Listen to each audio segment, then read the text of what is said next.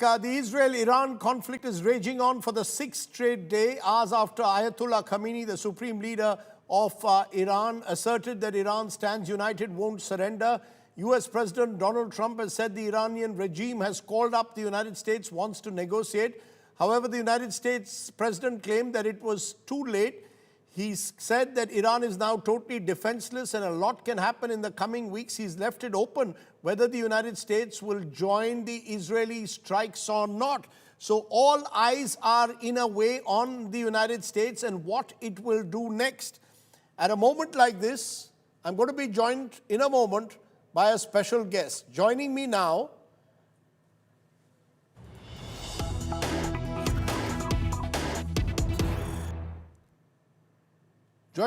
is Colonel Lawrence Wilkerson, a war veteran and a former Chief of Staff to General Colin Powell, who, remember, also was US Secretary of State. I appreciate you joining us, Colonel Wilkerson. Thank you very much for taking out the time. What's the sense you're getting from what you're seeing and hearing? Is the United States now more likely than ever before to join the Israelis in striking Iranian facilities, especially the nuclear facilities that are underground? That's a very good question, and one that I suspect a lot of the elite, at least in America, are asking themselves right now. And I can't really answer that question. I could go both ways. It looks as if the president is very serious about aiding Israel, and Israel is now in some trouble and cannot finish this. So it looks as if he might be willing to finish it for them or try to finish it for them. But on the other hand, there's a lot of talk within the administration as well as outside with influential people that it would be a really stupid thing to do. So one wonders which way he's going to go. Let me dissect two things you've said. One, you believe Israel is in trouble. What does that mean? That Israel cannot finish what it started off to do, which was to finish Iran's ability to become a nuclear power? Or is it that Israel cannot effect a regime change on its own? Both. It can do neither. And it is sorely pressed right now. I've just seen some of the latest videos of Iranian strikes on really key facilities in Israel. And Israel is covering this up. They're hiding it. They're not allowing any news to get out, any video to get out, but there is some getting out, obviously, because I just watched it.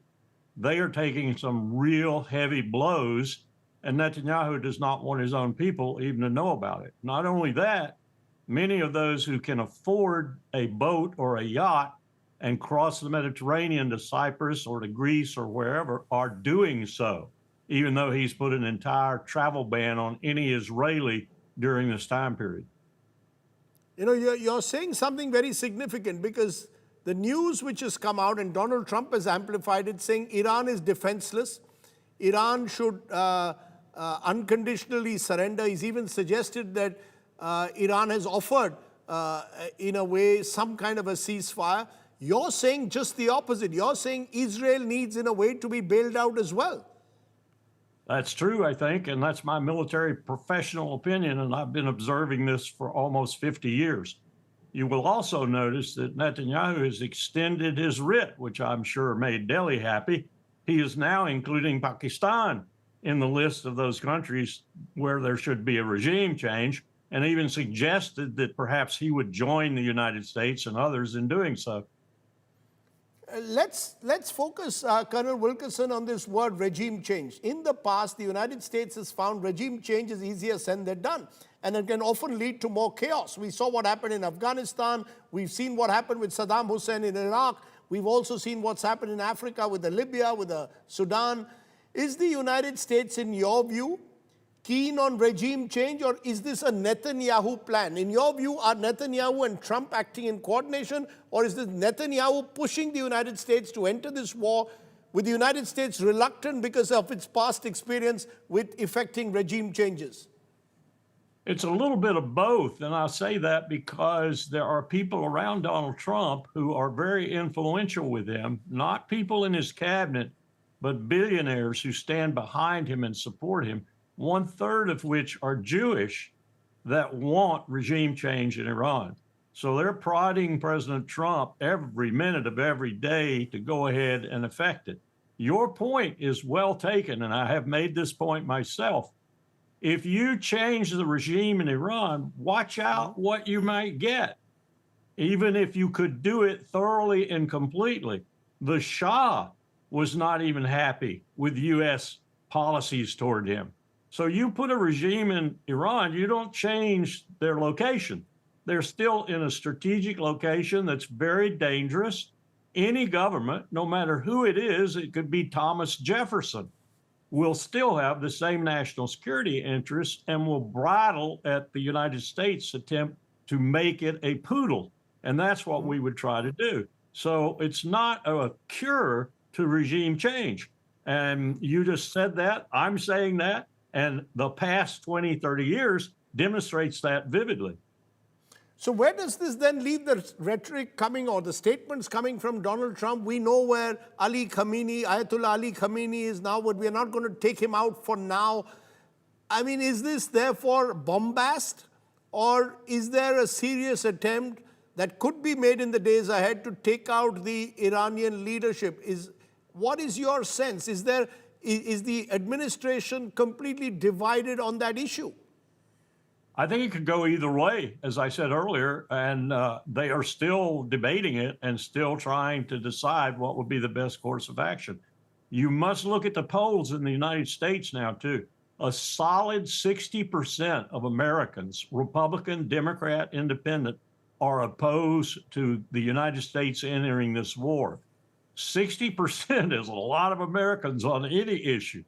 So he's got to consider that too. And many of these, as I said, the Republican percentage is higher than 60. That's the overall percentage. The Republican percentage is up around 70. So he's got his own party falling apart around this issue. You know, you started by saying that Israel is in trouble, that Israel wants to hide the damages. What makes, therefore, Iran such a formidable adversary? The general impression, again, is that Iran is getting increasingly isolated. Most of the Iranian proxies, whether it's Hamas, whether it's the Houthis, whether it's Hezbollah, have been on the back foot. Russia hasn't, at least openly, come out and joined forces with Iran, neither has China. You seem to suggest that even an isolated Iran is a formidable adversary. Yes, and it's a failure of Mossad, MI6, and CIA to ascertain precisely what Iran's capacities are. They looked only at targeting. They looked only at precision munitions and targets inside Iran, nuclear targets, missile targets, and so forth. They didn't look at Iran's potential to respond. And now they're paying the price for that, because their potential has far exceeded what anyone in the United States predicted it would be, other than people like me and others who go on alternative media and talk about this all the time, because we've studied it for 50 years. What would happen, though, Colonel Wilkerson, if the United States enters the war? Given the kind of arsenal that the United States possesses, could there be a quick and early end?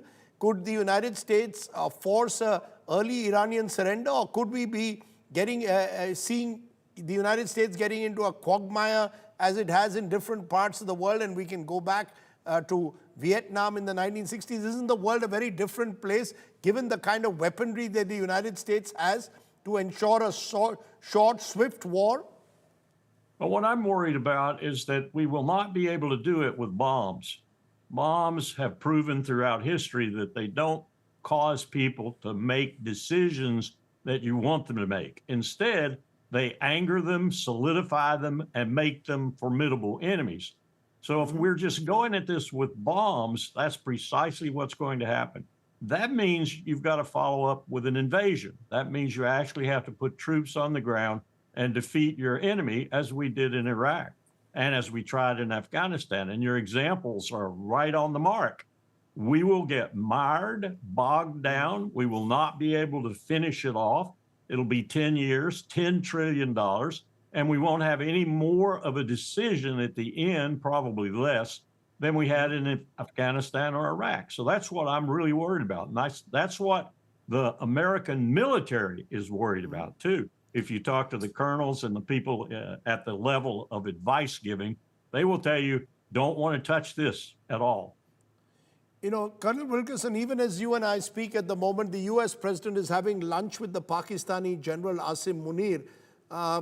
Do you get a sense that Pakistan could be dragged into this war, that the United States wants Pakistan, which shares a border with Iran, to be its strategic ally in some way, given the way Pakistan was used all those years ago in the Afghan war? Could this be in some form history repeating itself? Is that also a real possibility? It could be, and it could be the president asking Pakistan to either stay away from it completely or to aid and abet the U.S. process should the U.S. join the war. I think he's going to be rebuffed completely in Islamabad, but that could very well happen. And if it does happen that they somehow agree to coordinate with America, it will be like in Afghanistan. The ISI was our biggest enemy in Afghanistan, not our friend. So then what is the realistic end game? There is the other view, which is that Donald Trump is making these statements only to put Iran under pressure to come to the negotiating table and give up its capacity to become a nuclear power. Is that also a realistic option if the regime in Iran finds itself increasingly encircled? A number of Iranian commanders have been killed in the last few days. Yes, but they've replaced them rather quickly. But to your question, that could be a part of Trump's strategy should he decide not to go militarily, but to go back to the negotiating table. But I will just point out that we had negotiations going on. We had a last meeting, if you will, planned for the very next day after the attacks. So we're looking at a regime in Tehran. If I were they, I wouldn't trust us any further than I could spit. We just aren't trustworthy. We're duplicitous. We just pull a surprise attack the way Yamamoto did in 1941 on Pearl Harbor in the United States. We did the same thing. We did the same thing Saddam Hussein did on Kuwait in 1990. We conducted a surprise attack under the guise of diplomacy. This is a war crime. No, you seem to suggest, therefore, that in a way Israel has had the full backing of the United States in what it's chosen to do. Netanyahu, over the last few months, has bombed Gaza relentlessly. He's taken out the Hezbollah. He's challenging the Houthis. Do you get what is Netanyahu, according to you, is Netanyahu now becoming increasingly someone who's waging this sort of personal battle that he's been planning for with Iran for decades? And has he bitten off more than he can chew, or is he in a position now to take it to a logical conclusion? Yes and no. I think he's in real trouble. And I wouldn't be surprised if Mr. Netanyahu is not the head of Israeli government within the next 30 days. There is an extreme tension in Israel right now about his presence, continued presence, about the way he's started this fray. And you pointed out something very important. While he's doing this, under the cover of our attention to the Iran imbroglio, he is multiple killing Gazans on numbers we haven't seen. He's using tanks to mow them down when they come to humanitarian aid points. 59, 60, 70 a day. All this is happening under the patina, the cover of the attacks on Iran and the attacks on Israel in reciprocation. So he's not stopped what he's doing in Gaza. He's deepened it and made it more profound. I think he's doing that because he realizes his time is limited. Why is the rest of at the moment, as I said, the rest of the world, though, is staying hands off? The Russians seem too involved in their war with Ukraine to even consider now supporting Iran directly in any way. The Chinese seem to be watching the situation very carefully, as is much of the world. Is the world powerless, therefore, in your view, to stop this war between Iran and Israel at the moment? Well, if you listen to the UN Secretary General this morning, a very plaintive and correct plea for action, you understand how feckless the world is, particularly the international institutions. They're not going to do anything. They don't have any armies. They don't have any people to support them. At the same time, though, you talk about Russia. Russia's going to benefit from this. If Iranian oil is basically taken off the market, Russia benefits. If the price of a barrel of oil goes up, Russia benefits. I wouldn't be surprised that Putin and Trump had talked. And Trump said, I'll leave you alone in Ukraine to finish the job if you'll leave me and Bibi alone in Southwest Asia. I wouldn't be surprised at all. I would be surprised that Putin would trust him because we've been so duplicitous with the Russians. We've lied to them. We've cheated. We've done everything we possibly could to stick our finger in Putin's eyes. So I can't believe he would accept that kind of a deal, but it could have happened because, like I said, it benefits him. And last year, China got 90.4% of its oil from Russia. It got a little from Iran, but not nearly as much as it got from Russia. So we're looking at some deals that could be made behind the scenes right now. So in the next 48 hours, Colonel Wilkerson, do you believe that Donald Trump will have to take that big decision that just as Iran may be running out of time, so is the United States. Sooner or later, they will have to take the decision whether to go in or not. Can they, how long can they stay a bystander? My considered estimate, and this is just that, it's just a guess, is that we will have a sudden denouement, if you will, that will result in Trump saying, I've won, I've got them to the table, we're going back to a final round of negotiations, and we're going to achieve a deal, and tell Netanyahu to cease and desist. Now, if that works with Bibi, that's one thing. I'm not sure it will work with Bibi, but I think it will because he's being hounded right now, and he doesn't have the capability to stop it without the United States' help. So what you are saying, therefore, is that the next 48 to 72 hours, in a way, are critical. They will decide the course of what happens next.